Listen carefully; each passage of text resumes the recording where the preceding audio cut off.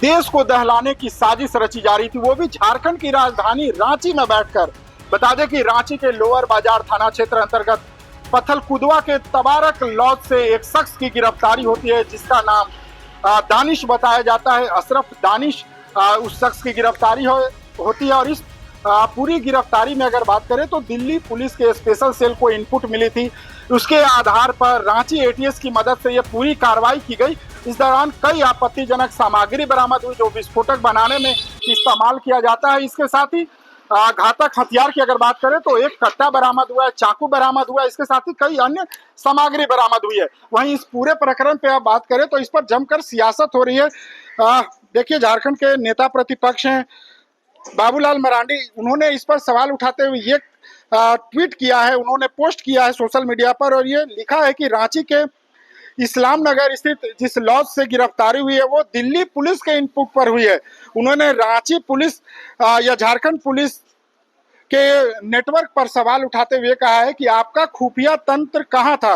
दूसरे राज्यों की जो पुलिस है वो आती है यहाँ से, आतंकी नेटवर्क एक सरगना से जुड़े हुए जो पूरा नेटवर्क था उससे जुड़े हुए एक संदिग्ध आतंकी की गिरफ्तारी की जाती है।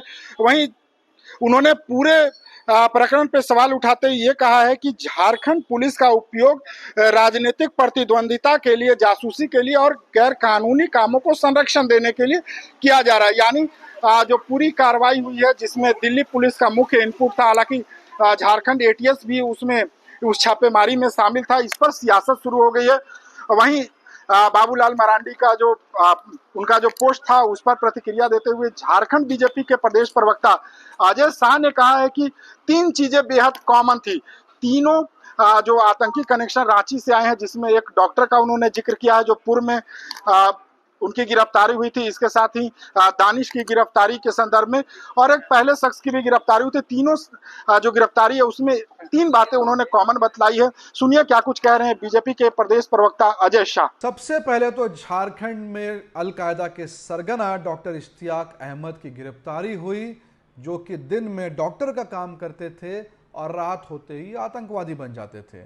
उसके बाद झारखंड की रहने वाली शम्मा परवीन की गिरफ्तारी बेंगलुरु से होती है, जिसका काम था अलकायदा के लिए झारखंड में ऐसे नौजवानों को ढूंढना जो भविष्य में जाकर के आतंकवादी बनने की क्षमता रखते हो। तीसरी गिरफ्तारी कल हुई है आईएसआई से जुड़े दानिश अजहर की। इन सभी गिरफ्तारियों में तीन चीज़ें कॉमन है। सबसे पहला तो ये सब के सब झारखंड से जुड़े हुए हैं, यानी कहीं ना कहीं झारखंड अब आतंकवादियों के लिए एक सेफ हेवन बनता जा रहा है। दूसरा, इन सब की गिरफ्तारी या तो एनआईए या फिर दिल्ली पुलिस ने की, यानी कि सभी जगह झारखंड की पुलिस पूरी तरह से बेखबर रही। और तीसरी कॉमन बात यह है कि इन सभी गिरफ्तारियों के बाद में झारखंड मुक्ति मोर्चा और कांग्रेस के नेताओं के मुंह में दही जम गया। किसी ने कभी भी इसका विरोध नहीं किया, यहां तक कि यहां के अंसारी कल्याण मंत्री इरफान अंसारी जी ने तो उस युवक का समर्थन तक कर दिया था जिसने पहलगाम घटना के बाद में आईएसआईएस के झंडे को लहराया था। यानी कि कुल मिलाकर के झारखंड अब आतंकवादियों के लिए एक बहुत ही सुरक्षित ठिकाना माना जा रहा है, और इसके लिए कहीं ना कहीं वह सरकार जिम्मेवार है जो यह मानने को ही तैयार नहीं है कि यहाँ पर लगातार घुसपैठिए जो है वो आ रहे हैं। तो आपने सुना, ये थे बीजेपी के प्रदेश प्रवक्ता अजय शाह। इन्होंने साफ तौर पे बताया कि आतंकी जो कनेक्शन है उस पर झारखंड सरकार की जो खुफिया तंत्र है वो कहीं ना कहीं फेल होती है। दूसरे राज्यों की पुलिस के इनपुट पर यह पूरी कार्रवाई होती है और झारखंड एक तरह से कह सकते हैं कि आतंक को लेकर के या आतंकी गतिविधियों को लेकर के सेफ जोन बनता जा रहा है। वहीं इस पर जो भारतीय जनता पार्टी की बात करें या नेता प्रतिपक्ष के द्वारा जो आरोप लगाए गए हैं उस पर झारखंड मुक्ति मोर्चा के केंद्रीय प्रवक्ता मनोज पांडे ने पलटवार कहा है।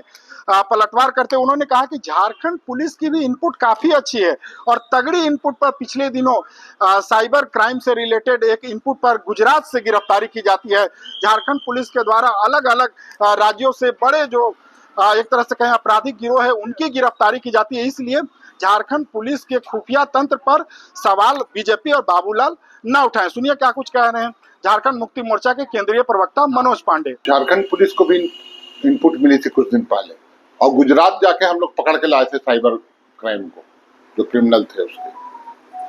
इनपुट तो मुझे लगता है दिल्ली पुलिस को कम मिल पाती है, और दिल्ली पुलिस को गुजरात की भी इनपुट मिलती है, बिहार की भी मिलती है, उत्तर प्रदेश का सबसे ज्यादा इनपुट मिलता है। झारखंड में तो ये वाकया सामने आया है। इसलिए नेता प्रतिपक्ष को थोड़ा सोच समझ के बोलना चाहिए। पहले उठाकर देख लें कि ऐसे दृष्टांत किन राज्यों में ज्यादा है। झारखंड में एक आध हो सकते हैं, होंगे, लेकिन अन्य राज्यों में ज्यादा है। और खुफिया व्यवस्था हमारी, मैं समझता हूं, कमजोर है। आखिर इतना दिन ऑपरेट करने का मौका कैसे मिलता है? क्यों नहीं जो जहां से ये लोग पैदा हो रहे हैं वहीं खत्म कर दिया जाए, वहीं पकड़ लिया जाए, वहीं उस संगठन को पूरी तरह से नेस्तनाबूद किया जाए।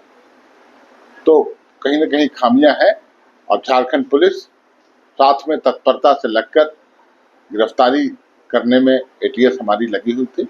तो इसको राजनीतिक बयानबाजी न करें। उत्तर प्रदेश में जो धरे जाते हैं, सहारनपुर में अभी कुछ दिन पहले ही पूरा एक गिरोह का भंडाफोड़, तो इस तरह की चीजों पर राजनीति न करें। उन्होंने आरोप लगाया कि रांची के लॉज में छात्र बनकर वो रह रहा था, तो रांची पुलिस को ये इनपुट या उस जगह पर क्यों नहीं? उस उत्तर प्रदेश में भी एक मकान में बहुत दिनों से लोग रह रहे थे, उत्तर प्रदेश को इनपुट नहीं था। जरा जोगी जी से पूछने बोलिएगा ना इनको। और गुजरात में जो स्लीपर सेल काम करता है, जो कभी कभी बीच बीच में पकड़े जाते हैं, गुजरात पुलिस को भी इनपुट नहीं रहता है। साइबर क्राइम अभी सबसे ज्यादा गुजरात से संचालित हो रहा है, उसका इनपुट झारखंड सरकार को रहता है, गुजरात सरकार को नहीं रहता है। बता दीजिएगा उनको और जवाब भी ले लीजिएगा। ठीक। तो आपने सुना, चाहे बात बीजेपी की हो या झारखंड मुक्ति मोर्चा की, दोनों दलों की अपनी अपनी दलीलें हैं, एक दूसरे पर आरोप प्रत्यारोप करें, लेकिन सबसे बड़ी बात है कि राजधानी रांची फिर एक बार चर्चा में है, झारखंड चर्चा में है पूरे देश में, वो भी अपने आतंकी कनेक्शन को लेकर के। पूर्व में भी झारखंड के राजधानी रांची के अलग अलग क्षेत्रों से गिरफ्तारी हुई आतंकी संगठनों से जुड़े हुए संदिग्धों की, जिसमें एक डॉक्टर की भी गिरफ्तारी हुई थी, डॉक्टर इश्तियाक अहमद उनका नाम था। इसके साथ ही अन्य लोगों की हुई है, चाहे बात लोहरदगा की हो या दूसरे अन्य जिलों की। झारखंड फिर एक बार आतंकी कनेक्शन को लेकर पूरे देश में चर्चा में है, और इसके साथ ही झारखंड में जो दूसरे प्रदेशों के पुलिस के द्वारा जो कार्रवाई की गई, खास करके दिल्ली पुलिस के द्वारा जो कार्रवाई की गई है, इसमें झारखंड एटीएस का सहयोग तो रहा है, लेकिन झारखंड पुलिस पहले क्यों नहीं उनको गिरफ्तार की, इस पर सवाल उठाए जा रहे हैं। सियासत हो रहे, हालांकि ये सियासी जो बयानबाजी, ये दौर तो चलता रहेगा, लेकिन चिंता का विषय है कि फिर एक बार राजधानी रांची के लॉज को या रांची की धरती को या झारखंड राज्य को आतंकी संगठनों के द्वारा अपने मंसूबे के लिए एक बार इस्तेमाल किया जा रहा था। हालांकि ये मंसूबा नाकाम हुआ है, लेकिन और कौन कौन से लोग इस मॉड्यूल में शामिल हैं, इसे लेकर के अब पुलिस तहकीकात में जुट गई है।